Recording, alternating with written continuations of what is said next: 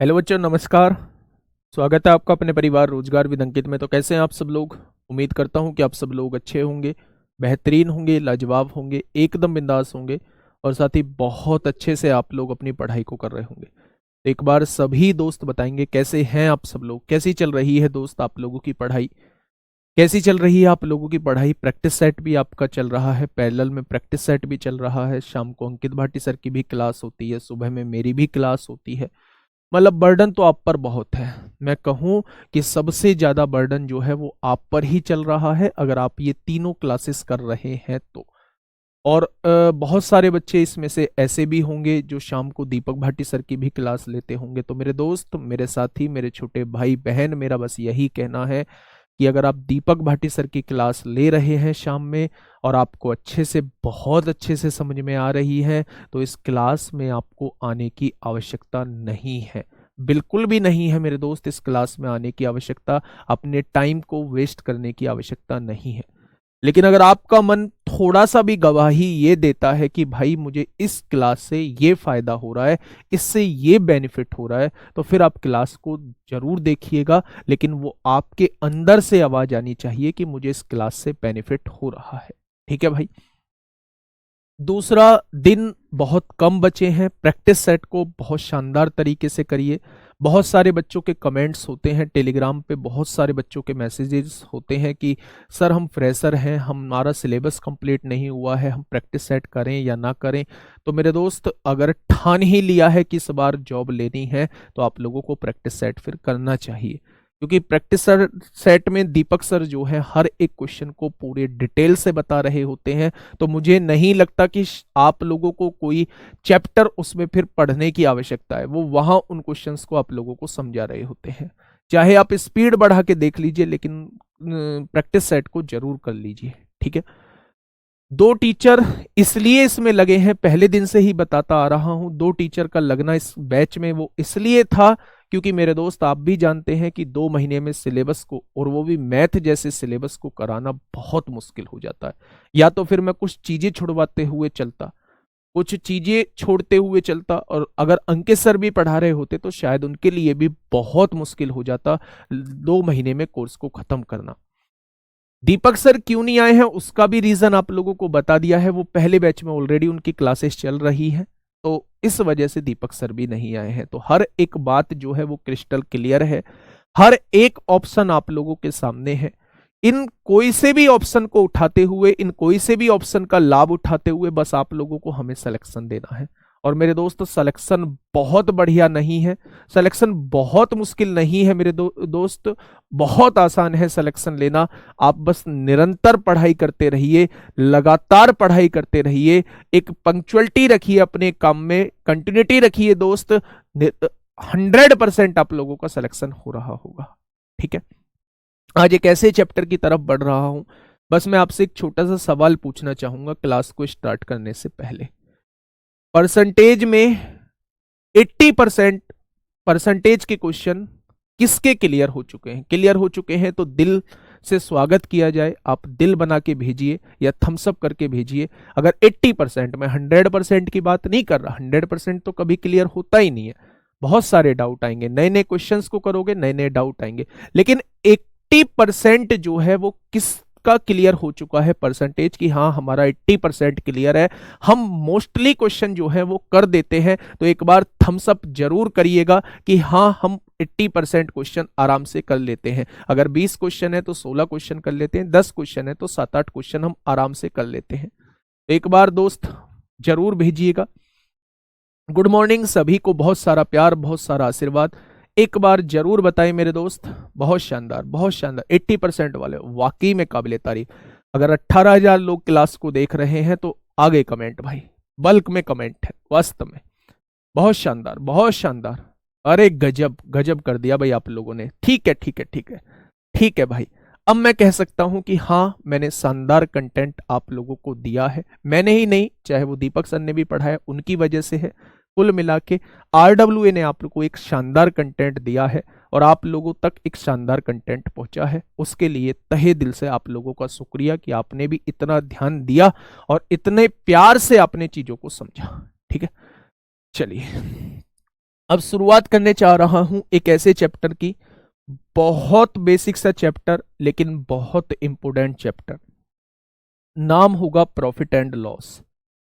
नाम होगा मेरे दोस्त profit and loss. Profit and loss. बात कर रहे हैं हम लोग लाभ और हानि की। अगर मैं 2 क्वेश्चन कहूं तो वो भी कम है, अगर मैं 3 क्वेश्चन कहूं तो वो भी कम है मेरे दोस्त। अगर मैं 2 क्वेश्चन कहता हूं वो भी कम है, 3 क्वेश्चन कहता हूं वो भी कम है। तो यहां से जो आप लोगों को क्वेश्चन देखने को मिलेंगे वो 2 से 3 क्वेश्चन मेरे दोस्त देखने को मिलेंगे। और कुछ क्वेश्चंस ऐसे हैं जो बार बार रिपीट होते हैं। सबसे ज्यादा इंपॉर्टेंट टॉपिक जो है इसके अंदर वो है डिसऑनेस्ट शॉपकीपर, यानी कि बेईमान दुकानदार का सबसे ज्यादा इंपॉर्टेंट टॉपिक है। लास्ट टाइम अगर मैं बात करूं 2023 में ही जो आप लोगों का पेपर हुआ था उसमें मोस्टली शिफ्टों में जो है वो यहां से ही क्वेश्चन आप लोगों से पूछा गया था। डिसऑनेस्ट शॉपकीपर से क्वेश्चन पूछा गया था, है ना। बहुत आसान से पढ़ेंगे, बहुत प्यार से पढ़ेंगे, धीरे धीरे करके पढ़ेंगे, ठीक है। हाँ, फायदा हो रहा है तो आपको लेनी चाहिए। लेकिन अगर अब पहले ही आप लोगों का 80% क्लियर है तो मेरे दोस्त no need to take this class, बिल्कुल भी आवश्यकता नहीं है इस क्लास को करने की, ठीक है। चलिए अब मेरी बात को थोड़ा सा ध्यान से सुनिए मेरे दोस्त। बस मैं एक चीज आप लोगों से मांगूंगा कि आप ना कमेंट मत करिए, आप कमेंट मत करिए, बाकी सब कुछ मैं दे दूंगा आप लोगों को। ये चैप्टर बिल्कुल एक एक चीज दिमाग में डाल दूंगा, बस आप कमेंट पे ध्यान मत दीजिए, कुछ भी कमेंट मत करिए। मुझे पता है कहाँ 2 बार चीजें समझानी है, कहाँ 3 बार चीजें समझानी है, कहाँ बच्चे को डाउट आएगा, ये सारी चीजें मुझे पता है, ठीक है भाई। कमेंट ऊपर कर दीजिए, अब स्क्रीन पर से कमेंट हटा दीजिए दोस्त, आप अपना टाइम वेस्ट मत करना क्योंकि मैं कमेंट स्क्रीन पे से हटवा चुका हूं, ठीक है।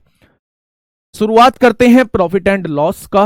प्रॉफिट एंड लॉस के अंदर सबसे पहले हमें कुछ टर्म्स के बारे में जानकारी होना बहुत जरूरी है। वो कौन सी टर्म्स हैं दोस्त, ध्यान से सुनिएगा।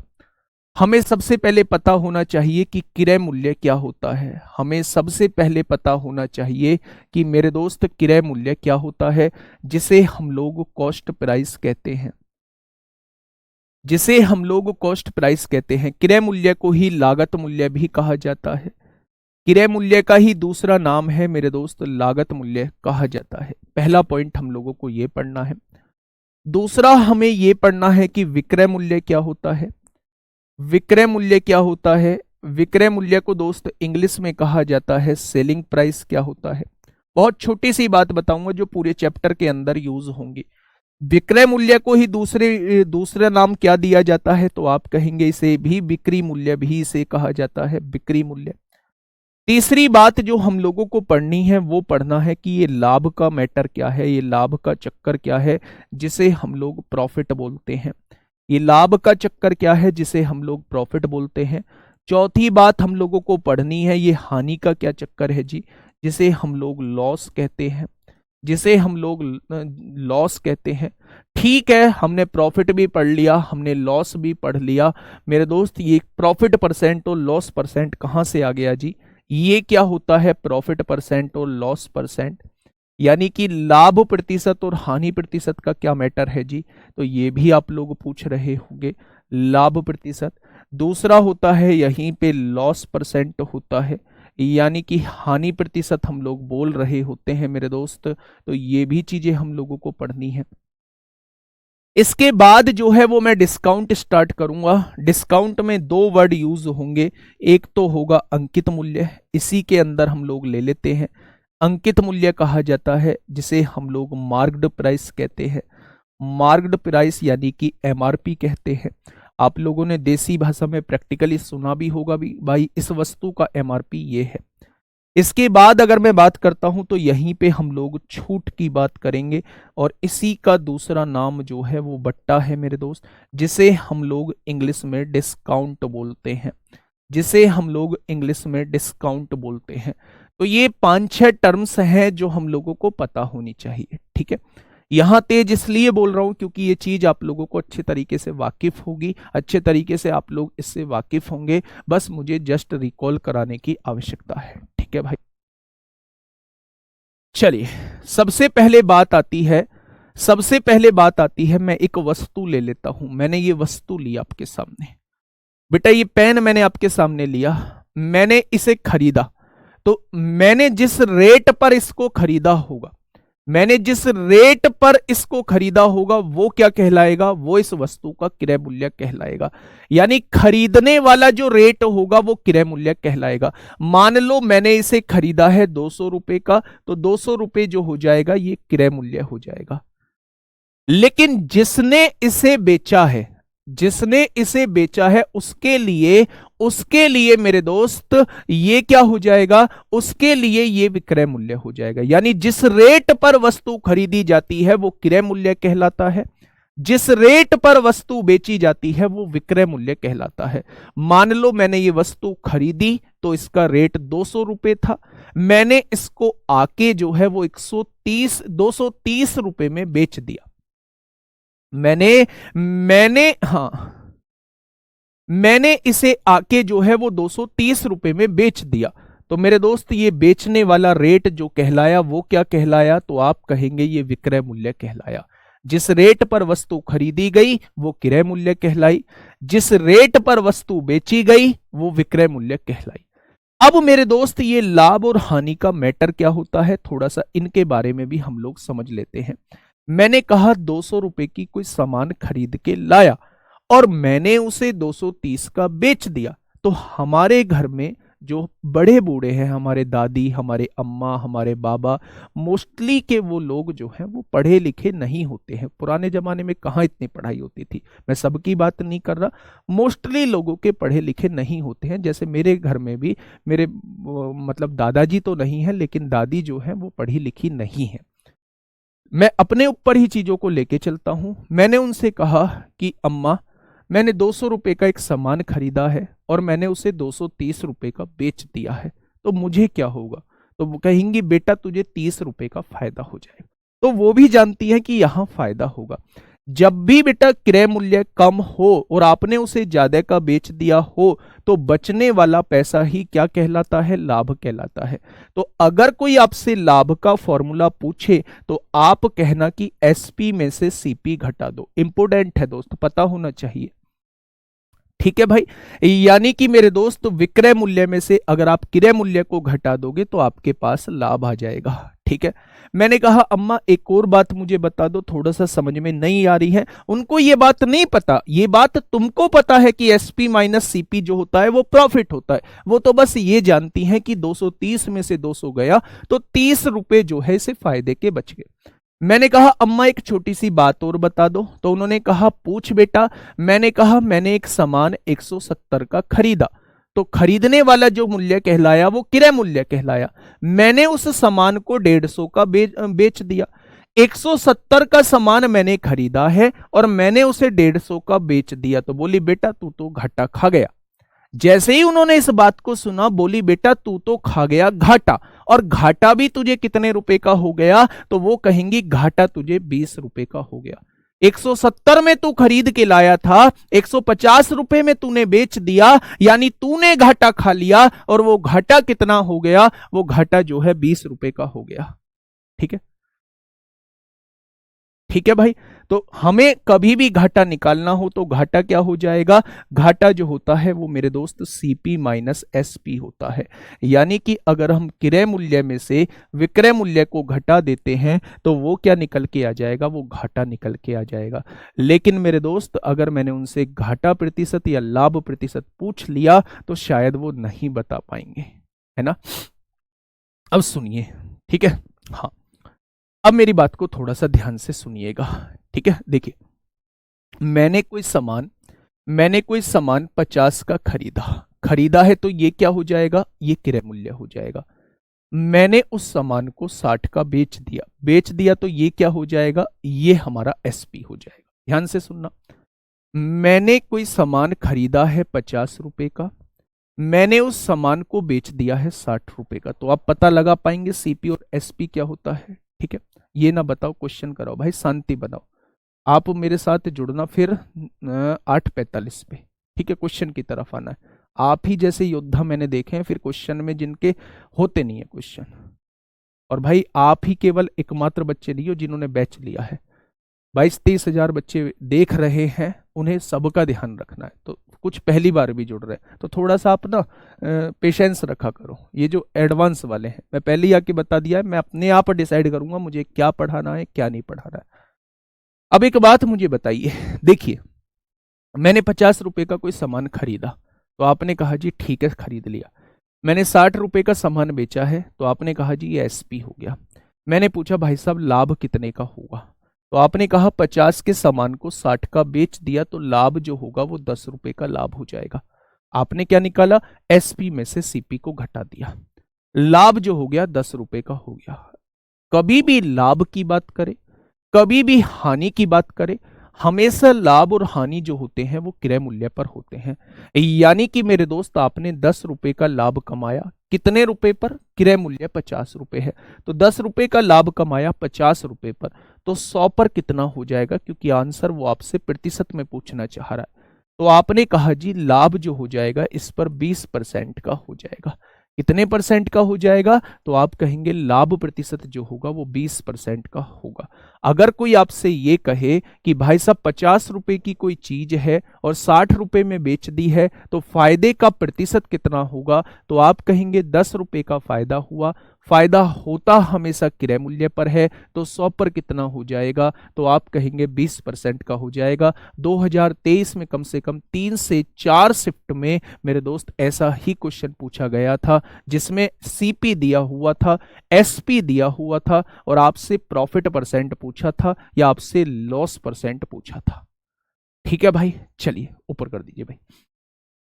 मैंने कहा दूसरे केस में मेरे दोस्त, मैंने किसी वस्तु को 40 रुपए की खरीदा है, मैंने उस वस्तु को 25 रुपए की बेच दिया है। मैंने उस वस्तु को 40 रुपए की खरीदा है और मैंने उस वस्तु को 25 रुपए की बेच दिया है। तो सबसे पहले मुझे ये बताइए 40 का सामान 25 में बेच दिया तो क्या होगा, तो आप कहेंगे जी घाटा होगा। तो इस क्वेश्चन में वो आपसे घाटा प्रतिशत पूछेगा, वो आपसे यहां प्रॉफिट परसेंट नहीं पूछेगा, क्योंकि प्रॉफिट हुआ ही नहीं है तो प्रॉफिट परसेंट कैसे निकाले हम। अगर घाटा हुआ है तो घाटा प्रतिशत पूछेगा और अगर लाभ हुआ है तो लाभ प्रतिशत वो आपसे पूछ रहा होगा। तो अगर मैं आपसे कहूं कि भैया घाटा प्रतिशत बता दो, तो आप कहेंगे जी देखो 40 रुपए का सामान था और उसने 25 रुपए में बेच दिया है, तो घाटा कितने का आ गया, कितने रुपए कम में बेच दिया, तो आप कहेंगे 40 माइनस 25 यानी 15 रुपए कम में बेच दिया। भाई 15 रुपए का घाटा हो गया। मैंने बताया है ये जो घाटा हो चाहे लाभ हो ये हमेशा क्रय मूल्य पर होते हैं। तो इसमें क्रय मूल्य क्या है मेरे दोस्त, कॉस्ट प्राइस क्या है, तो आप कहेंगे 40 रुपए दिया हुआ है, यानी 15 रुपए का घाटा हो गया।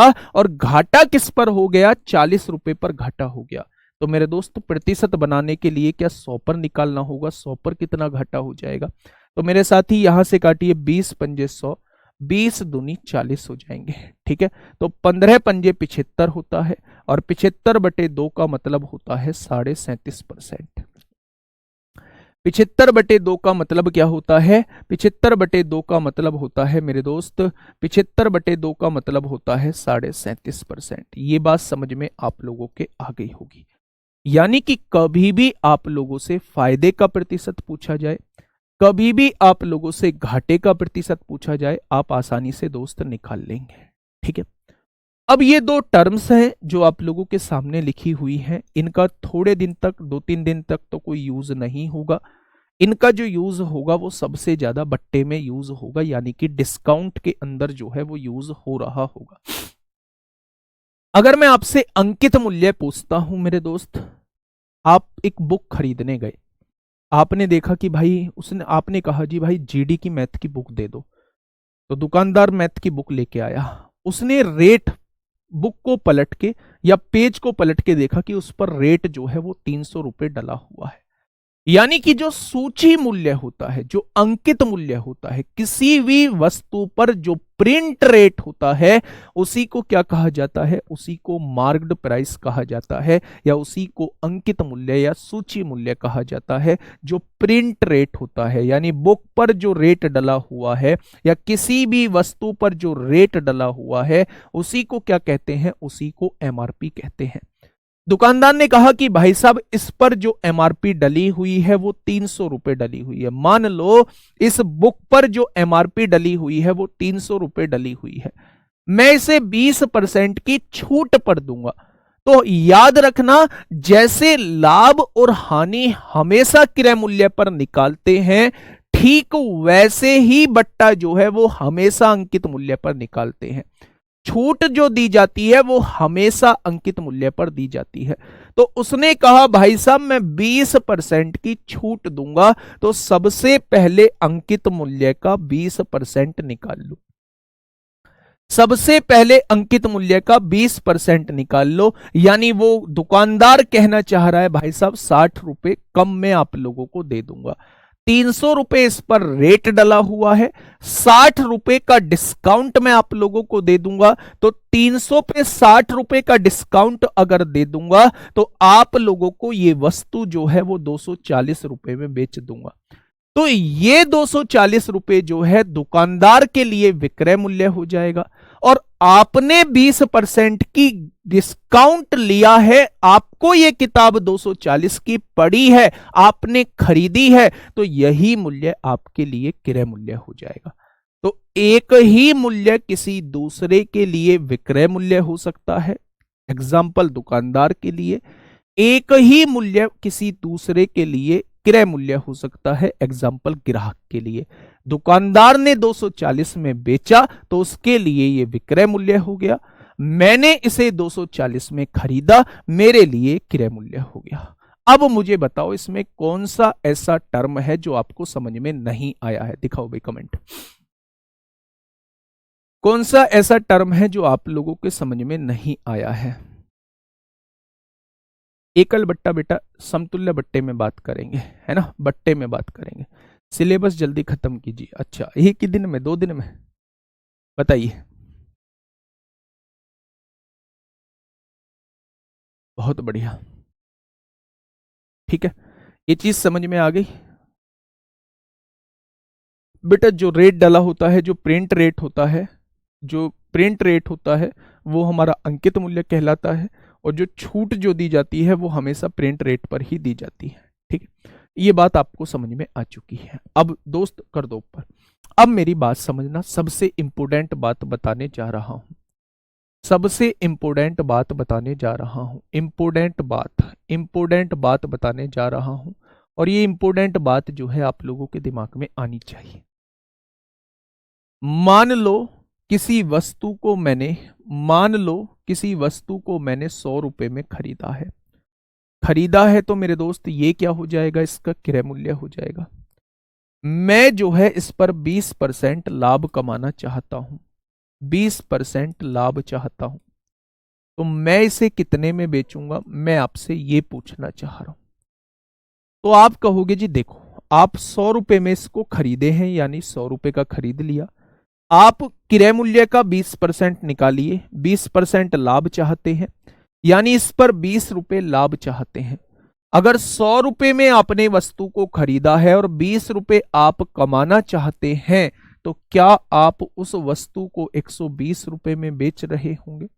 तो 120 रुपए क्या आ जाएगा, इसका विक्रय मूल्य निकल के आ जाएगा। मैं आपसे यह कहना चाह रहा हूं कि जब भी आप लोगों को क्रय मूल्य 100 रुपए दिया हुआ हो, कुछ भी दिया हुआ हो क्रय मूल्य, अगर आप 20% लाभ चाहते हैं तो अपने मन में यह मान लीजिए कि 100% जो है ये क्रय मूल्य होता है। क्या होता है? 100% जो है वो क्रय मूल्य होता है। अगर 20% का लाभ चाहते हैं तो आप वस्तु को इसमें 20 जोड़ दीजिए, 120% पे बेचना चाहते हैं।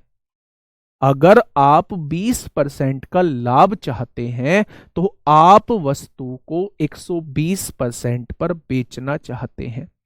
अगर आप वस्तु पर 10% का लाभ चाहते हैं तो आप वस्तु को 110% पर बेचना चाहते हैं। अगर आप वस्तु पर 30% का लाभ चाहते हैं तो आप वस्तु को 130% पर बेचना चाहते हैं। अगर आप 10% का घाटा खाना चाहते हैं तो 100% में से 10 का घाटा हो गया तो 90% पर सामान बेचना चाहते हैं। अगर आप 15% का घाटा खाते हैं तो खरीदा आपने 100% है, ये दिमाग में सेट रखिए, और 15% का मुझे घाटा भी हो रहा है तो मैं सामान को 85% पर बेचना चाहता हूं। अगर मैं 20% के घाटे पर किसी सामान को बेच रहा हूं तो समझ जाना कि मैं 80% पर सामान को बेच रहा हूं। यानी ओवरऑल कंक्लूजन ये निकलता है मेरे दोस्त कि अगर मैं फायदे पर बेच रहा हूं तो 100 में फायदे का प्रतिशत जोड़ देंगे तो आपके पास विक्रय मूल्य आ जाएगा। अगर मैं घाटे पर बेच रहा हूं तो 100 में से घाटे का प्रतिशत घटा देंगे तो आपके पास विक्रय मूल्य आ जाएगा। जैसे एग्जाम्पल के तौर पे मैंने इसे 20% के लाभ पर बेचा तो मैं क्रय मूल्य का 120% निकाल दूं तो ये डायरेक्टली मेरे पास जो है वो विक्रय मूल्य आ जाएगा। चाहे तो आप क्रय मूल्य का पहले 20% निकालो फिर इसमें जोड़ोगे तब विक्रय मूल्य आएगा, चाहे क्रय मूल्य का डायरेक्टली 120% निकाल दो तो विक्रय मूल्य आ जाएगा। आज के बाद अगर कोई आपसे ये कहे भाई साहब 35% के लाभ पर सामान बेच रहा हूं तो बताना कितने परसेंट पे बेच रहा हूं, तो आप कहना जी 100 प्लस 35 135% पे आप बेच रहे हो। वो कहे कि 40% के घाटे पर सामान बेच रहा हूं तो बताना कितने परसेंट पर बेच रहा हूं, तो आप कहना 100 माइनस 40, आप 60% पर सामान बेच रहे हो। किसके 60% पर? क्रय मूल्य के 60% पर। किसके 135% पर? क्रय मूल्य के 135% पर। क्या ये छोटी सी बात आप लोगों को समझ में आई? बोलिए भाई, क्या ये छोटी सी, दिखाओ, क्या ये छोटी सी बात आप लोगों को समझ में आई? नहीं आई? आएगी, आएगी। ठीक है भाई, बहुत बढ़िया, बहुत शानदार, बहुत शानदार। देखिए अब मैं क्वेश्चन से आप लोगों को समझाऊंगा, क्वेश्चन से आप लोगों को समझाऊंगा मेरे दोस्त, आप समझना। भाई से चला देना एसी को। पहला क्वेश्चन आप लोगों से पूछा गया है, आराम से बहुत बेसिक से समझना, बहुत जीरो से स्टार्ट करने की कोशिश कर रहा हूं। क्वेश्चन ने कहा है कि एक आदमी एक खिलौना कार 135 में खरीदता है। कितने में खरीदता है? 135 में। खरीदा गया मूल्य क्या हो जाएगा? खरीदा गया मूल्य क्रय मूल्य हो जाएगा, यानी सीपी जो है वो 135 रुपए हो जाएगा, कोई दिक्कत नहीं है। इसे 150 रुपए में बेचता है। कितने रुपए में? 150 रुपए में बेच रहा है, तो ये क्या हो जाएगा? तो आप कहेंगे ये 150 रुपए विक्रय मूल्य हो जाएगा। तो उसका लाभ प्रतिशत ज्ञात कीजिए। भाई वो आपसे लाभ प्रतिशत पूछना चाह रहा है, और क्वेश्चन पूछा कहां गया है? 10 जनवरी 2023 में जीडी में पूछा गया है। अच्छा आप एक बात मुझे ये बताइए कि 135 का सामान 150 में बेच दिया तो कितने का फायदा हो गया? तो आपने कहा 150 में से 135 गया तो 15 रुपए का फायदा हो गया। अच्छा फायदा और नुकसान होता कहां है? तो आप कहेंगे हमेशा क्रय मूल्य पर होता है। यानी कि मेरे दोस्त 15 रुपए का फायदा हुआ, 135 रुपए पर हुआ, तो मेरे दोस्त प्रतिशत में आंसर पूछा है तो 100 पर कितना हो जाएगा? तो आप क्या कहेंगे? 15 निम्मा 135 होते हैं, यानी कि 100/9% का लाभ हो जाएगा। और 100/9% के लाभ का मतलब होता है 9 एकम 9 होगा, एक बचेगा 10 हो जाएगा, 9 एकम 9 यानी 11 सही 1/9%। 11 सही 1/9% का मतलब है 10% भी नहीं होगा, ये भी नहीं होगा। 11 के आगे कुछ जुड़ा होना चाहिए, 11 के आगे कुछ जुड़ा होना चाहिए, तो इसका मतलब है 11.11%। आसान सा क्वेश्चन था, बहुत बेसिक क्वेश्चन है। मैंने कहा था ना उस वाले कॉन्सेप्ट पे भी क्वेश्चन बने होंगे, इस वाले पे भी। 50 की चीज 60 में बेच दी तो लाभ प्रतिशत, 40 की चीज 25 में बेच दी तो हानि प्रतिशत। यहां भी क्वेश्चन आपसे पूछे गए हैं, और पहला ही क्वेश्चन आप लोगों को बता दिया मेरे दोस्त, वही क्वेश्चन जो आपको बता के आया हूं। क्या बात क्लियर है? नेक्स्ट क्वेश्चन की तरफ चलते हैं। क्वेश्चन नंबर 2, थोड़ा सा सोच के मेरे दोस्त, थोड़ा सा सोच लेना, थोड़ा सा सोच लेना, आंसर आपके पास आ जाएगा। एक बल्ला 750 रुपए में खरीदा जाता है। अगर बल्ले को 750 रुपए में खरीदा गया है तो ये क्या क्रय मूल्य हो जाएगा? तो आप कहेंगे जी बिल्कुल हो जाएगा। 8% की हानि पर बेचा जाता है। दोस्त मुझे बताइए थोड़ा सा, 8% की हानि का मतलब क्या होता है? आप कहेंगे जी 8% घाटे का मतलब क्या होता है? वो तो 92% पर बेचना होता है। अगर मैंने सामान को 8% के घाटे पर बेचा है, यानी मैंने सामान को 92% पर बेचा है। तो बहुत शानदार, बहुत शानदार। अब उसने कहा है 8% की हानि पर बेचा जाता है। इस 8% की हानि को पढ़ने के तुरंत बाद आपके दिमाग में आना चाहिए कि सामान को भैया 92% पर बेच दिया। 8% घाटा हो गया, 100 में से 8 घटाया तो 92% पर सामान को बेच दिया। उसने विक्रय मूल्य पूछा है, यानी ये बताओ कि कितने में बेच दिया। तो भैया क्रय मूल्य का 92% आप लोग निकाल देना। क्रय मूल्य का 92% आप लोग निकाल देना। आपके सामने विक्रय मूल्य आ जाएगा। आ जाएगा ना? तो मेरे दोस्त निकालिए। 0 से 0 काटिए, 5 से काटिए 15 बार आएगा, 5 से काटिए 2 बार आएगा, 2 से काटिए 46 बार आएगा, 15 छिक्का 90 को 0 हासिल 9, 15 चौका 60 और 9 कितना हो जाएगा? 69 हो जाएगा। यानी कि 690 रुपए की वस्तु बेच दी होगी, तब जाके उसे 8% का घाटा हुआ होगा। मैं फिर से आप लोगों को बता रहा हूं मेरे दोस्त, अगर फायदा होता है तो 100 में उतने प्रतिशत जोड़ दो, विक्रय मूल्य आ जाएगा। अगर घाटा होता है तो 100 में उतने प्रतिशत घटा दो, घाटा हो जाएगा। अगर 8% का घाटा हुआ है तो 100 में से 8 घटा दो, 92% विक्रय मूल्य आ जाएगा। तो आप क्रय मूल्य का डायरेक्टली 92% निकाल दो, आपके सामने विक्रय मूल्य आ जाएगा। एक बात और यहीं पे सुनो, अगर उसने सामान को 750 रुपए में खरीदा है, खरीदा मतलब ये सीपी हो जाएगा, होगा।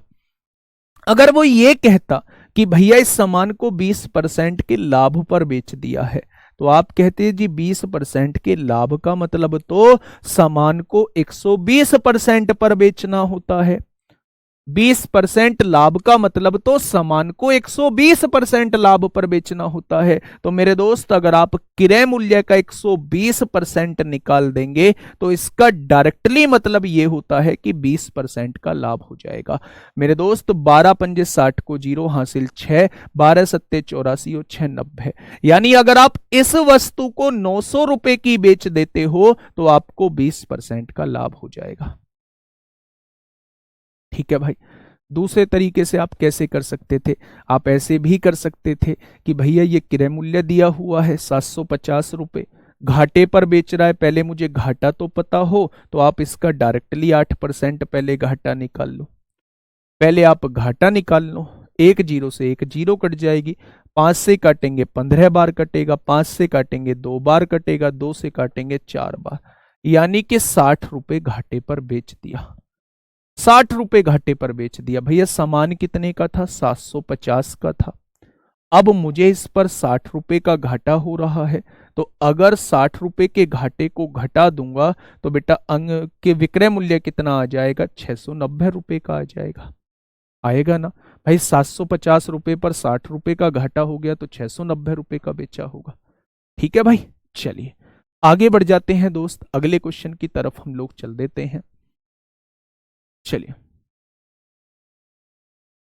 नेक्स्ट क्वेश्चन, क्वेश्चन नंबर 3,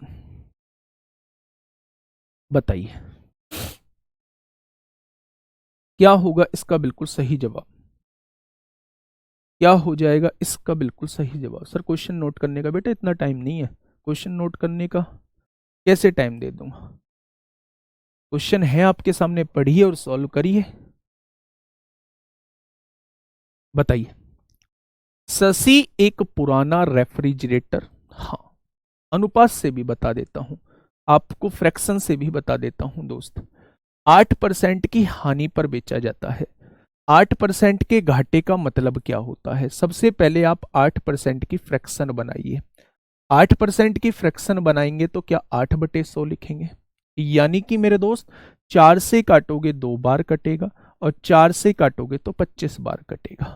ठीक है, इसका मतलब अगर 8% की हानि होती है, हानि का मतलब है अगर आपने सामान को 25 रुपए का खरीदा होगा, अगर आपने सामान को 25 रुपए का खरीदा होगा तो 2 रुपए का घाटा हो जाएगा, तो आपने सामान को 23 रुपए का बेचा होगा। इस 8% का मतलब क्या है? इस 8% का मतलब है 8/100 यानी 2/25। यदि आपने सामान को 25 रुपए का खरीदा होगा, ये क्रय मूल्य होता है, यदि आपने सामान को 25 रुपए का खरीदा होगा तो 2 के घाटे से आपने 23 रुपए का बेचा होगा। अगर मैं कहूं कि उसने खरीदने वाला रेट जो है वो 750 दिया है, तो खरीदने वाला रेट 25 है, 25 की वैल्यू 750 दी हुई है, तो एक की वैल्यू कितनी हो जाएगी? 25 तिया 75, क्या एक की वैल्यू 30 हो जाएगी? अगर एक की वैल्यू 30 हो चुकी है तो उसने पूछा है विक्रय मूल्य कितना हो जाएगा, यानी वो 23 की वैल्यू पूछना चाह रहा है। 1 बराबर 30, तो 23 बराबर कितना हो जाएगा? 23 तिया 69 हो जाएगा। यानी इस तरीके से भी विक्रय मूल्य कितना आ जाएगा? 690 रुपए आ जाएगा। ठीक है भाई, तो ऐसे भी आप लोग कर सकते हैं। अब ये क्या कहना चाह रहा है? ये कहना चाह रहा है भाई साहब एसएससी जीडी 12 जनवरी, कमेंट ऊपर कर दो भाई, 12 जनवरी 2023 में आपसे पूछा गया है। क्या कहना चाहता है क्वेश्चन? शशि एक पुराना रेफ्रिजरेटर 12,000 रुपए में खरीदता है, खरीदता है या खरीदती है? शशि इसमें लड़का माना हुआ है, खरीद रहा है, तो सीपी क्या हो जाएगा? 12,000 हो जाएगा। कितने रुपए में खरीदा? 12,000 रुपए में। इसकी मरम्मत पर 1,000 रुपए खर्च कर दिए, 12,000 का खरीद के लाया है, 1,000 रुपए इसकी मरम्मत पे खर्च कर दिए, यानी ये फ्रिज जो है उसे 13,000 रुपए का पड़ गया। भाई आप किसी को भी बताते हो, मान लो आपने एक फ्रिज खरीदा, वो 12,000 रुपए का आप खरीद के लाए थे और 1,000 रुपए आपने उसकी मरम्मत पर खर्च कर दिए, यानी कि उसकी घिसाई पिटाई पे खर्च कर दिए, तो आप फाइनली अब किसी को बताओगे तो अब बताओगे जी देखो ये 13,000 का मुझे फ्रिज पड़ा है। पड़ने वाला रेट ही क्रय मूल्य होता है, यानी उसे 13,000 रुपए का वो फ्रिज पड़ चुका है। यदि वह रेफ्रिजरेटर को 15,000 रुपए में बेचता है, सीपी कितना है? 13,000 रुपए है। एसपी कितना है मेरे दोस्त? यहां से सुनिए, सीपी दे रखा है 13,000 रुपए, एसपी कितना है? 15,000 रुपए दे रखा है। कितना दे रखा है? 15,000 रुपए में बेचता है। तो लाभ प्रतिशत, क्वेश्चन प्रतिशत में पूछा है तो रेशो निकाल लो मेरे दोस्त। 3 जीरो से क्या 3 जीरो उड़ा दूं?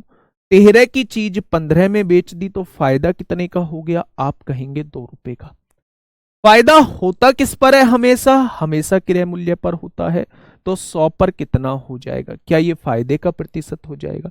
तो आपने कहा जी यहां जो फायदे का प्रतिशत हो जाएगा वो 200/13% हो जाएगा, यानी कि 13 एकम 13 होगा, 7 बचेगा 70 हो जाएगा, 13 पंजे 65 होगा, 5 बचेगा उसे यहां लिख देंगे, यानी कि 15 सही 5/13% का लाभ हो जाएगा। 15 सही 5/13% का लाभ हो जाएगा। क्या ये बात आप लोगों की क्लियर है? मैंने जस्ट आप लोगों से ये कहा कि भाई साहब वस्तु 12,000 रुपए की खरीदी गई थी, 1,000 रुपए मरम्मत पे खर्च हुए हैं, यानी उस वस्तु को लेके उस व्यक्ति के 13,000 रुपए खर्च हो चुके हैं। उसने आके 15,000 रुपए में सामान बेच दिया है, तो मेरे दोस्त मैंने रेशो निकाल लिया, 13 की चीज को 15 में बेच दिया। फायदा कितने का? 2 रुपए का। फायदा होता किस पर है? हमेशा क्रय मूल्य पर, तो 100 पर कितना हो जाएगा? तो आप कहेंगे 15 सही 5/13% का हो जाएगा। ठीक है भाई, चलिए नेक्स्ट क्वेश्चन की तरफ हम लोग चलते हैं। ये रहा नेक्स्ट क्वेश्चन, आराम से दोस्त पढ़िएगा, क्या कहना चाहता है क्वेश्चन? दिखाना भाई, बताइए क्वेश्चन नंबर 4।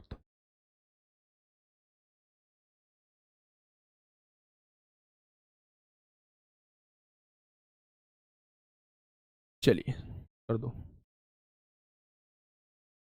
क्वेश्चन नंबर 4 क्या कहना चाह रहा है? क्वेश्चन नंबर 4 ये कहना चाह रहा है मेरे दोस्त, आराम से क्वेश्चन पढ़ना, पहले शुरू के 2 दिन आप आराम से चीजों को समझ लो, तीसरे दिन आपकी स्पीड अपने आप बन जाएगी।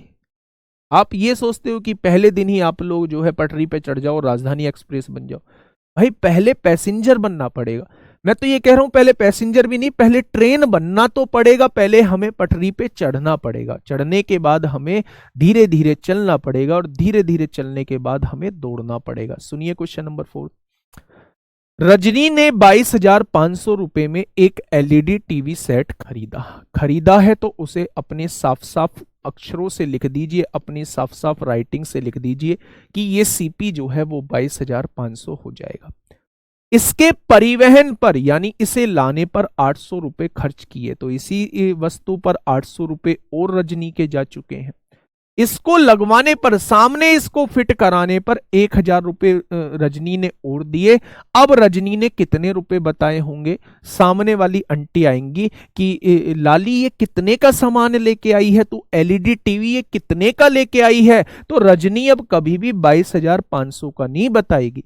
रजनी ये कहेगी कि आंटी 22,500 और 1,000 23,500 और 23,500 और 800 24,300 रुपए की मुझे ये एलईडी पड़ी है। भाई इन्हें भी तो जोड़ेगी, 800 रुपए उसी एलईडी को लाने में तो खर्च हुए हैं, 1,000 रुपए उसी एलईडी को लगवाने में तो खर्च हुए हैं, यानी वो फाइनल एलईडी उस रजनी के लिए कितने की पड़ी? तो आप कह देंगे तीनों को जोड़ दो, तो 22,500 और 1,000 कितने हो जाएंगे? 23,500, 500 24,300 हो जाएंगे। क्या फाइनली वो एलईडी जो है वो 24,300 की पड़ गई? यानी उस एलईडी का क्रय मूल्य जो हो गया वो 24,300 हो गया।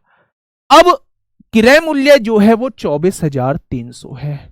अब रजनी के दिमाग में क्या आया? रजनी ने उस पर 20% का लाभ कमाना चाहती है और उसे बेचना चाहती है। भाई बताओ ना, 20% के लाभ का मतलब क्या है? एक बार कमेंट बॉक्स में लिख के बता दो कि 20% के लाभ का मतलब क्या है। क्या 20% के लाभ का मतलब सामान को 120% पर बेचना होता है? क्या 20% के लाभ का मतलब सामान को 120% पर बेचना होता है? यानी वो आपसे 120% पर बेचने की बात कर रही है, क्योंकि वो 20% का लाभ चाहती है, तो वो सामान को 120% पर बेचने की बात कर रही है। ये जो है सामान का विक्रय मूल्य आ जाएगा। अगर 20% लाभ कमाना चाहता हूं तो वो सामान को 120% पर बेचने की बात कर रही है। यहां से काटापीटी मचाइए, 2 जीरो से 2 जीरो उड़ाइए। अब यहां से देखिए मेरे दोस्त, 12 तिया 36 को 6 हासिल लगे 3, 12 चौक 48 और 3 51 को 1 हासिल 5, 12 दूनी 24 और 5 29 हो जाएगा।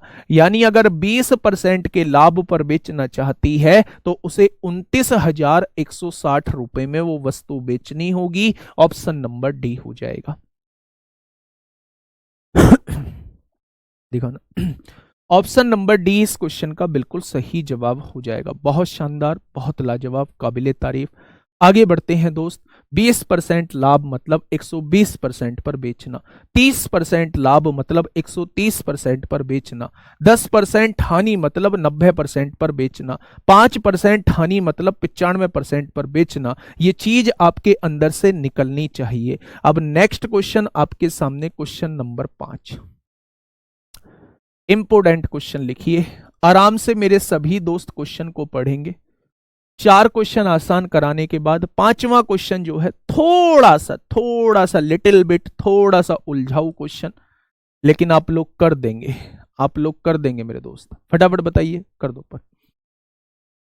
क्वेश्चन नंबर 5, आराम से क्वेश्चन को पढ़िए। एक कार डीलर ने 1,08,500 रुपए में एक पुरानी कार खरीदी। एक कार डीलर है, ये कार डीलर है मेरे दोस्त, और उसने 1,08,500 रुपए में खरीदी है, तो ये उसके लिए सीपी हो जाएगा। उसकी मरम्मत पर कुछ राशि खर्च की, मुझे नहीं पता कितनी राशि खर्च की है। उसने इसे 1,56,250 रुपए में बेच दिया, यानी ये क्या दिया हुआ है? ये विक्रय मूल्य दिया हुआ है। उसने 1,56,250 रुपए में बेच दिया, तो क्या ये विक्रय मूल्य दिया हुआ है? जिससे उसे 25% का लाभ हुआ। मेरे दोस्त, जब वो 1,56,250 रुपए में बेच रहा है तो उसे कितने परसेंट का लाभ होता है? 25% का लाभ होता है। अच्छा, क्या मुझे आप लोग 25% लाभ का मतलब बताएंगे कि 25% लाभ का मतलब क्या होता है? तो आप कहेंगे जी 25% लाभ का बहुत छोटा सा मतलब होता है सामान को 125% पर बेचना।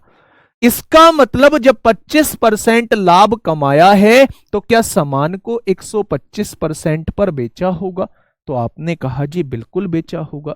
लेकिन वो बेच कितने का रहा है सामान को? आपने कहा जी विक्रय मूल्य तो 1,56,250 दिया हुआ है। यानी मेरे हिसाब से सामान का विक्रय मूल्य 125% आना चाहिए था। उसने सामान का विक्रय मूल्य दिया कितना है? 1,56,250 दिया है। गलत वो भी नहीं है, गलत मैं भी नहीं हूं, तो दोनों को मैंने बराबर लिख दिया। मैंने आपसे पूछा भैया 1% की वैल्यू कितनी आ जाएगी? तो आपने कहा जी 15,000, 1,56,250 बटे 125 आ जाएगी। मैंने क्या कहा? मैंने कहा भाई साहब क्रय मूल्य कितना होगा? तो आपने कहा जी दिमाग में मान रखा है कि क्रय मूल्य 100% होता है। भाई आपने 125% विक्रय मूल्य क्यों बताया? 25% लाभ आपने जोड़ा, किसमें जोड़ा? 100% में जोड़ा। ये 100% था क्या? तो आप कहेंगे 100% क्रय मूल्य था। यानी क्रय मूल्य में 25% लाभ अगर मैं जोड़ दूं तो क्या 125% विक्रय मूल्य आ जाएगा? क्रय मूल्य में 30% लाभ अगर मैं जोड़ दूं, 100 में 30% जोड़ दूं तो 130% विक्रय मूल्य आ जाएगा। उसने कहा है 25% का लाभ होता है, यानी वो सामान को 125% पर बेचता है। लेकिन सामान बेचा कितने में जा रहा है? 1,56,250 रुपए में बेचा जा रहा है। तो क्या 1% की वैल्यू ये आ जाएगी? तो मैं पूछूं क्रय मूल्य कितना आ जाएगा? तो आप कहोगे जी चिल्लाओ मत, सीपी निकाल दो, 100% की वैल्यू निकाल दो। सीपी निकालने के लिए आपको 100% की वैल्यू निकालनी होगी। अगर 1% की वैल्यू ये है तो 100% की कितनी हो जाएगी? 100% ही सीपी होता है। तो काटा पीटी मचाइए, 25 चौका 100, 25 पंजे 125 हो जाएगा। आपने कहा 5 तिया 15, 5 एकम 5, 5 दूनी 10, 5 पंजे 25, यानी उस वस्तु का क्रय मूल्य कितना हो जाएगा? 5 चौक 20 को 0 हासिल 2, 4 दूनी 8 और 2 10 को 0 हासिल 1, 4 एकम 4 और 1 5 हो जाएगा, 4 तिया 12, यानी वस्तु का क्रय मूल्य कितना हो जाएगा? तो आप कहेंगे 1,25,000 हो जाएगा। 1,25,000 हो जाएगा। तो मेरे दोस्त उसने खरीदा कितने में था? 1,08,500। वस्तु की फाइनल क्रय मूल्य 1,25,000 हो चुका है, जिसमें से उसने 1,08,500 की वस्तु खरीदी थी। तो मरम्मत पे कितने खर्च हो गए होंगे वो आपसे ये पूछना चाह रहा है। तो घटाओ मेरे दोस्त, 10 में से 5 गया 5 बचेगा, 14 में से 8 गया तो 6 बचेगा। एक यहां 16,500 रुपए जो है वो मरम्मत पे खर्च हुए होंगे। मरम्मत पे खर्च हुए होंगे दोस्त। अगर उसने सामान को 1,08,500 रुपए का खरीदा है तो 16,500 रुपए पर मरम्मत कराई होगी। टोटल वस्तु का रेट 1,25,000 हो चुका होगा। फिर इस पर जो है 25% का लाभ कमाया होगा तो सामान को 1,56,250 का बेच दिया होगा। इसलिए मैंने इसको इंपॉर्टेंट कहा है। कमेंट दिखा दो कितने बच्चों के आंसर जो हैं वो नहीं आए हैं। बहुत शानदार, बहुत शानदार। मैं दोबारा भी समझाऊंगा इस क्वेश्चन को, पर एक बार मुझे कमेंट करके बता दो कितने लोगों के दिमाग में ये बात नहीं आई है। हाँ, चलिए, बहुत शानदार भाई।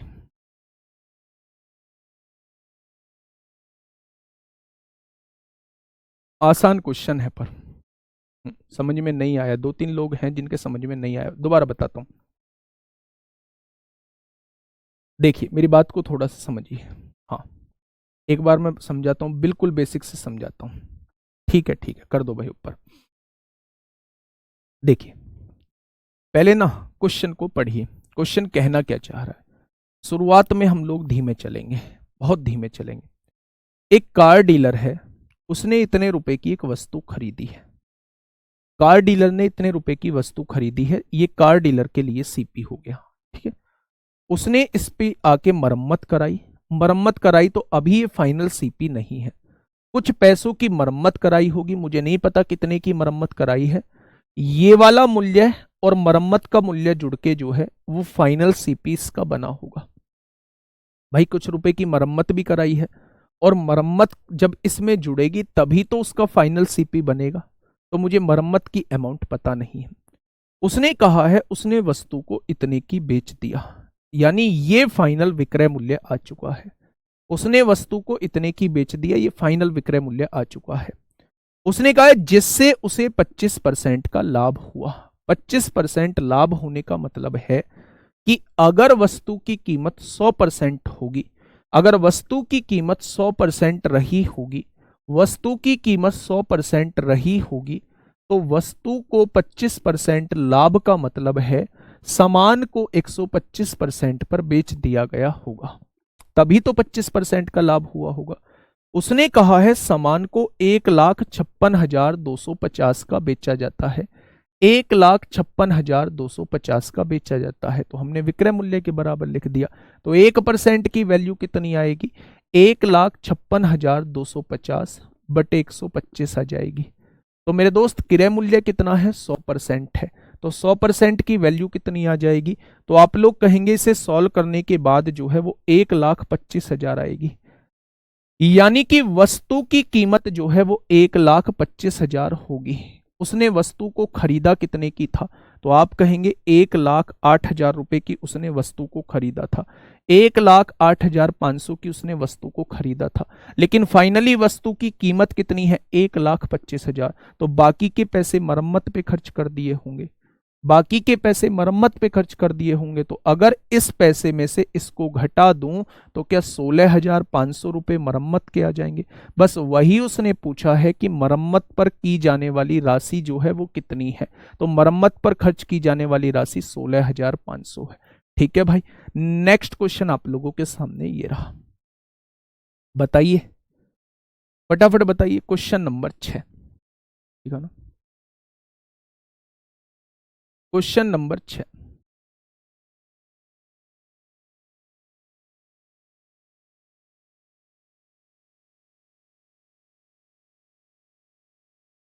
बताइए क्वेश्चन ने क्या कहा है। क्वेश्चन ने कहा है मोहन एक टेबल को 2832 रुपए में बेच रहा है।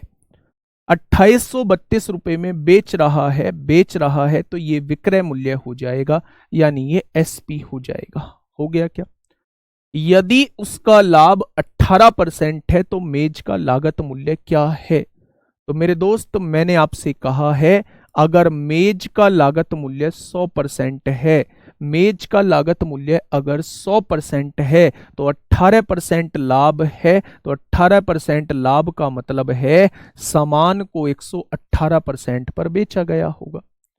भाई अगर 100% जो है 100% जो है वो वस्तु को खरीदने वाला मूल्य है, 100% में वस्तु को खरीदा गया है, 18% के लाभ पर बेचा गया है। तो 18% के लाभ का मतलब है सामान को 118% पर बेचा गया है।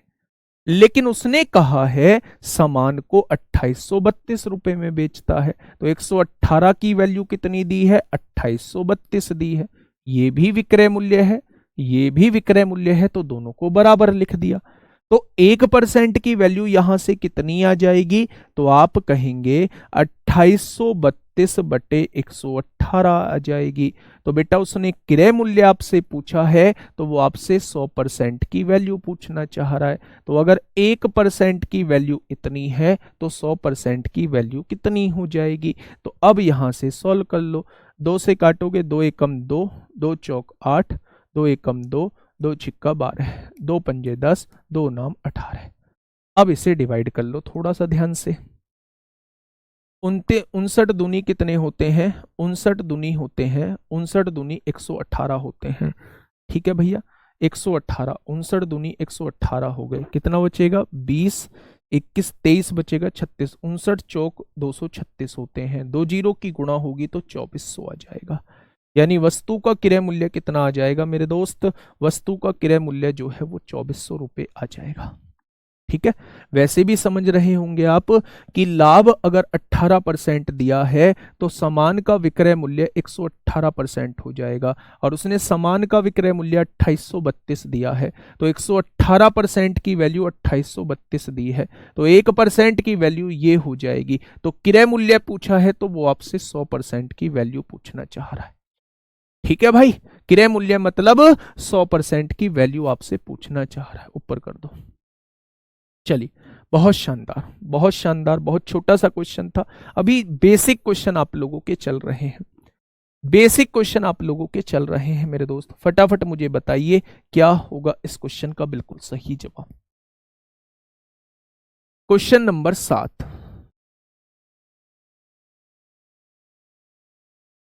क्वेश्चन नंबर 7 पढ़िए, क्या कहना चाहता है मेरे दोस्त। एक भूखंड को 5,45,000 रुपए में बेचने पर, बेचा है भाई, बेचा है, बेचा है भाई, बेचा है, तो ये क्या हो जाएगा, विक्रय मूल्य हो जाएगा। 5,45,000 रुपए में बेचने पर एक व्यक्ति को 8% की हानि होती है। बेटा बस इसकी ही वैल्यू मैं आपसे पूछना चाह रहा हूं, ध्यान से सुनना। अगर मैं आपसे कहूं कि वस्तु का क्रय मूल्य 100% है, अगर मैंने आपसे कहा वस्तु का क्रय मूल्य 100% है, तो इसने 8% के घाटे पर सामान बेचा, तो क्या इसने 92% पर सामान बेच दिया है। भैया 8% का घाटा मतलब 8 रुपए का घाटा, 8 घटाएंगे तो सामान को 92% पर बेचा गया होगा। उसने कहा है सामान को 5,45,000 रुपए का बेचा जाता है, यानी 92% की वैल्यू जो है वो 5,45,000 आप लोगों को दी हुई है। 92% की वैल्यू 5,45,000 रुपए आप लोगों को दी हुई है। तो क्या आप यहां से 1% की वैल्यू निकाल लेंगे। आप कहेंगे जी बिल्कुल निकाल लेंगे।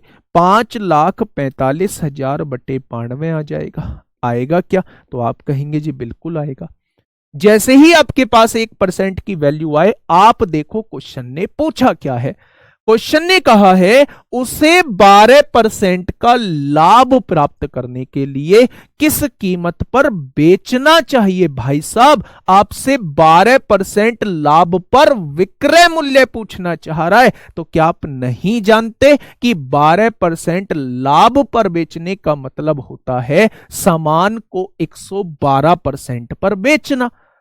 भाई 12% लाभ का मतलब थोड़ा सा मुझे समझाओ डिटेल में। क्या सामान को 112% पर बेचोगे। वो आपसे 112% की वैल्यू पूछना चाह रहा है। अगर 1% की वैल्यू इतनी है तो 112% की वैल्यू कितनी हो जाएगी, वो आपसे बस इतनी बात पूछना चाह रहा है।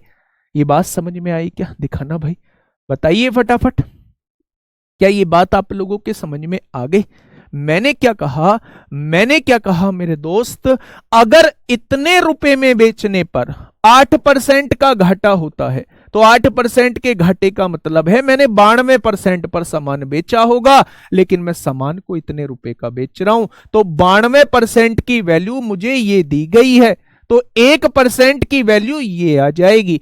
अगर मैं 12% लाभ पर बेचना चाहता हूं तो मैं उसे 112% पर बेचना चाहता हूं, तो क्या वो मुझसे 112% की वैल्यू पूछ रहा है, तो ये इसका जवाब हो जाएगा।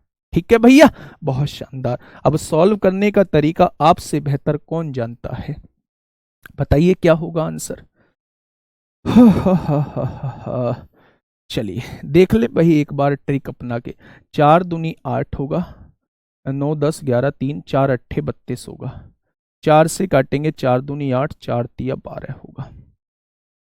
ठीक है भाई, अब आप एक चीज मुझे बताइए, थोड़ा सा सोच समझ के डिवाइड करेंगे भाई, डिवाइड करके आ जाएगा मेरे दोस्त, कितना आएगा, कितना आंसर आ रहा है,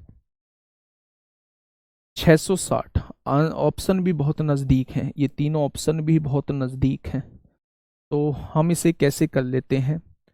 23 से काटना स्टार्ट करिए या फिर गुणा करके डिवाइड कर लेना। गुणा करके दोस्त डिवाइड कर लेना एक बार, कैलकुलेशन थोड़ी तो है लेकिन गुणा करके दोस्त डिवाइड कर लेना।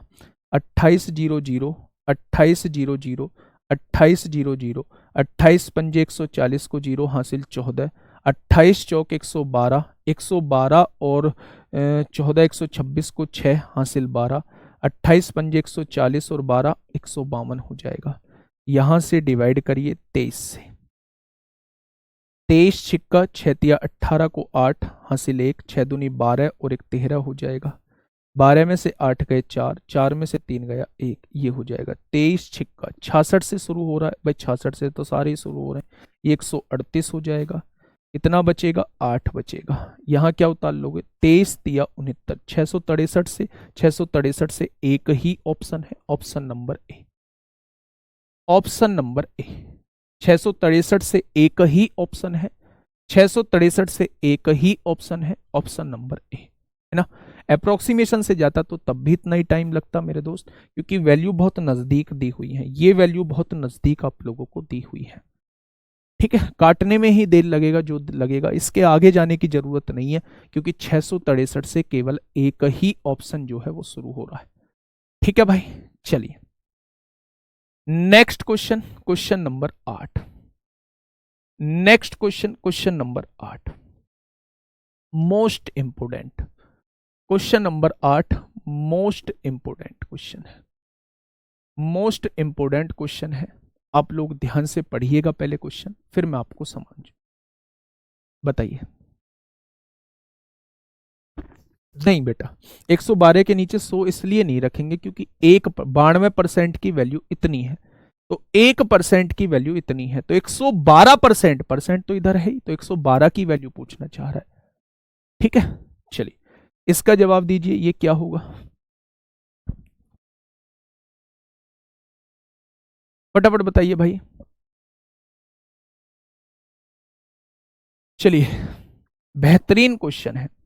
एक वस्तु को 170 रुपए में बेचने पर एक व्यक्ति को 15% की हानि होती है। भाई ये क्या है, एक बार सोच के बताना क्या है। तो आपने कहा बेचा है, तो बेचा है तो एसपी हो जाएगा। 15% की हानि पर बेच रहा है, 15% की हानि पर बेचने का मतलब क्या है? सामान को 85% पर बेच रहा होगा, या 85% भी एसपी हो जाएगा। क्या ये बात क्लियर है मेरे दोस्त? जब वो 170 रुपए में बेचता है तो 15% का घाटा होता है। सुन लेना ध्यान से मेरे दोस्त, जब वो 170 रुपए में बेचता है, जब वो 170 रुपए में बेचता है तो ये एसपी है, तो 15% का घाटा होता है। 15% के घाटे का मतलब क्या होता है? क्या 85% पर बेच रहा होगा? क्या ये दोनों ही एसपी हैं? तो दोनों को बराबर लिख दो। ये बात मुझे बताइए बस, क्या ये दोनों ही एसपी हैं? तो दोनों को बराबर लिख सकता हूं। मैंने कहा जब कोई व्यक्ति 170 रुपए में सामान को बेचता है तो ये एसपी होता है, तो 15% का घाटा होता है। 15% घाटे का मतलब है सामान को 85% पर बेचना। सामान को 85% पर बेचना मतलब दोनों विक्रय मूल्य हैं, दोनों को बराबर लिख दिया। अगर मैं 1 रुपए का सामान को बेचूं तो इधर कितने परसेंट आएगा? तो आप कहेंगे इधर जो है ये परसेंट आएगा। अगर मैं 1 रुपए का सामान को बेचूं तो इधर जो है ये परसेंट आएगा। लेकिन उसने कहा है यदि वह इसे 206.4 में बेचे तो उसे कितना परसेंट लाभ या हानि होगी। अगर मैं 1 रुपए की वैल्यू निकाल चुका हूं भाई, मैं 1 रुपए में बेचता हूं तो इधर इतने परसेंट आता है, तो इसे 206.4 में बेचने पर कितने परसेंट आएगा? तो 1 की वैल्यू इतनी, तो 206.4 की वैल्यू कितनी? क्या इतनी आ जाएगी मेरे दोस्त? यहां से क्वेश्चन को सॉल्व करिए, पॉइंट हटाइए, नीचे 0 बढ़ाइए। 85 दूनी 170 होते हैं, 2 से काटोगे 2 एकम 2, 0, 2 तिया 6 होगा, 2 दूनी 4 होगा, 2 पंजे 10 होगा, नीचे क्या है 10 है, पॉइंट 1 इधर खिसक जाएगा, तो क्या यहां से ये आ जाएगा? आएगा क्या? नहीं। यानी 206.4 की वैल्यू कितनी आ चुकी है, 206.4 की वैल्यू इतनी आ चुकी है। इसका मतलब क्या है, इतने परसेंट पर बेच रहे हैं, इस बात का मतलब क्या, थोड़ा सा मुझे समझाओगे आप कहोगे जी अगर इतने परसेंट पर कोई वस्तु बेची जा रही है तो इसका मतलब ये 100 से कितना ज्यादा है, 3.25% के प्रॉफिट पर बेची जा रही होगी। भाई 100 से कितना ऊपर है, 3.25%, तो 3.25% के प्रॉफिट पर बेची जा रही होगी। तो लाभ कितने का हो जाएगा, 3.25% का। ठीक है, मोस्ट इंपोर्टेंट क्वेश्चन, बहुत बार पूछा जाता है। हाँ, आप कहेंगे जी इसमें उल्टा क्यों लिखा है, आप देखिए यहां आपसे वो पूछना चाह रहा है 206 रुपये 40 पैसे में बेची जाएगी तो कितने परसेंट लाभ या हानि होगा, यानी रुपए के बारे में वो आपसे पूछ रहा है। ये रुपए की ही तो वैल्यू दे रखी है, तो आपको हमेशा इधर रुपए ही लिखना होगा। अगर वो आपसे परसेंट के बारे में पूछता तो आपको इधर हमेशा परसेंट ही लिखना होता। ठीक है, दोबारा से समझिए, कोई दिक्कत नहीं है, प्यार से समझिए। क्वेश्चन पढ़िए, क्वेश्चन पढ़िए दोस्त, आराम से समझ में आएगा, कोई दिक्कत नहीं है मेरे साथी। उसने कहा है एक वस्तु को 170 रुपए में बेचने पर, कितने रुपए में बेचने पर, तो आप कहेंगे 170 रुपए में बेचने पर, कितने रुपए में बेचने पर, 170 रुपए में बेचने पर। अगर बेचने की बात कर रहा है तो ये क्या हो जाएगा, विक्रय मूल्य हो जाएगा।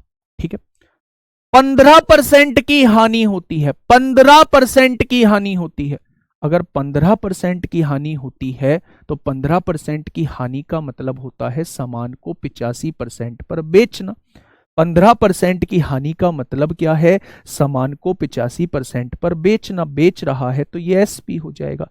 बस यहां तक का क्वेश्चन आप मुझे बता दीजिए, क्या ये भी एसपी है, ये भी एसपी है, यानी कि मेरे दोस्त 170 जो होगा वो 85% के बराबर होगा। क्या ये बात मेरी समझ में आ गई? अगर 170 की वैल्यू 85% है तो 1 रुपए की वैल्यू कितनी होगी, 85/170 होगी। तो मेरे दोस्त 206.4 रुपए की कितनी परसेंट होगी, तो 206.4 की परसेंट निकाल दी। परसेंट में आंसर निकालना है तो मेरे दोस्त राइट हैंड साइड परसेंट आना चाहिए।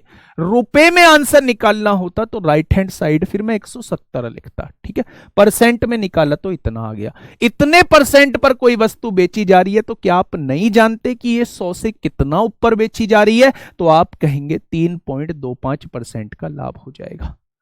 ठीक है, अगर आप ये कहना चाह रहे हैं पहले सीपी निकाल दें, सीपी निकाल दीजिए, इतने की खरीदी इतने की बेच दी, वहां से भी लाभ प्रतिशत निकल जाएगा। लेकिन मेरे दोस्त ये आसान चीज है, ये आसान चीज है मेरे साथी। ठीक है, एक बार खुद से देखना, आपके समझ में आ जाएगा। क्वेश्चन नंबर 9, फटाफट मुझे बताइए क्वेश्चन नंबर 9 का क्या हो जाएगा बिल्कुल सही जवाब। 85, हाँ चलो आपकी ही मान लेता हूं थोड़ी देर के लिए, सोचना है ना। आपने लिख दिया 85% बराबर 170, लिख दिया। आपने यहां से 1% की वैल्यू निकाली तो ये क्या आ जाएगा, 170/85। आप यहां से केवल क्रय मूल्य निकाल सकते हैं। देखो यहां से 1% की वैल्यू इतनी है तो 100% की वैल्यू क्रय मूल्य आ जाएगा। 85 दूनी 170। क्या वस्तु का क्रय मूल्य 200 रुपये आ चुका है, वस्तु का क्रय मूल्य 200 रुपये आ चुका है। ठीक है, अगर वस्तु का क्रय मूल्य 200 आ चुका है, वस्तु को बेचा कितने में है, 206.4 का, तो 200 के सामान को 206.4 का बेच दिया, फायदा कितने का, 6.4 का। फायदा हुआ किस पर, तो आप कहेंगे 200 पर, तो 100 पर कितना हो जाएगा। तो ये आपका दूसरा मेथड है। दूसरे मेथड से भी 3.2% का लाभ आएगा, दूसरे मेथड से भी 3.2% का दोस्त लाभ आएगा। ध्यान से समझिए, या तो इससे कर लीजिए या फिर इससे कर लीजिए। आपने ऐसे करके लिख दिया ना, 85% की वैल्यू 170 है तो 1% की वैल्यू 170/85, तो 100% की वैल्यू कितनी हो जाएगी, 200। यानी कि अगर आपने 200 रुपए का सामान खरीदा है और 206.4 का बेच दिया है तो 6.4 का लाभ हो गया होगा। लाभ होता किस पर है, हमेशा क्रय मूल्य पर, तो 100 पर कितना हो जाएगा, तो मेरे दोस्त 3.2 आ जाएगा। ठीक है, तो आप चाहे इससे करो चाहे इससे करो, ये फर्स्ट मेथड है, मैं इसको प्रेफर करूंगा। यहाँ कैलकुलेशन आसान थी इसलिए सेकंड मेथड आपको आसान लग रहा होगा, ये सेकंड मेथड है। सीपी निकाल के तब भी आप लोग निकाल सकते हैं। ये देखिए क्वेश्चन नंबर 9, बहुत आसान है। हाँ, लास्ट क्वेश्चन है।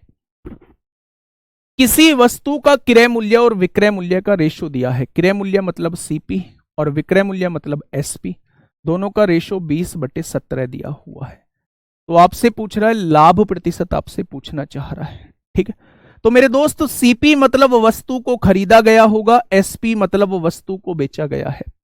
सीपी मतलब 20 में खरीदा, एसपी मतलब 17 में बेचा, तो घाटा कितने का हो गया, 3 रुपए का।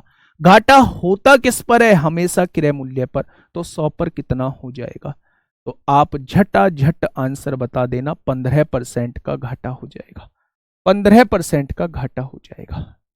ठीक है भाई, बहुत शानदार। नेक्स्ट क्वेश्चन नंबर ये है, ये आपके लिए होमवर्क है, ये आपके लिए बेटा होमवर्क का काम करेगा। ठीक है दोस्त, चलिए फिर आज के लिए इतना ही, मिलते हैं कल एक बेहतरीन क्लास के साथ, एक बेहतरीन कॉन्सेप्ट के साथ। ध्यान रखिएगा अपना, और इन क्वेश्चंस को एक बार जरूर देखिएगा, प्रैक्टिस करिएगा, बेहतरीन तरीके से आप लोगों को समझ आ रहे होंगे। Okay, tata, bye bye.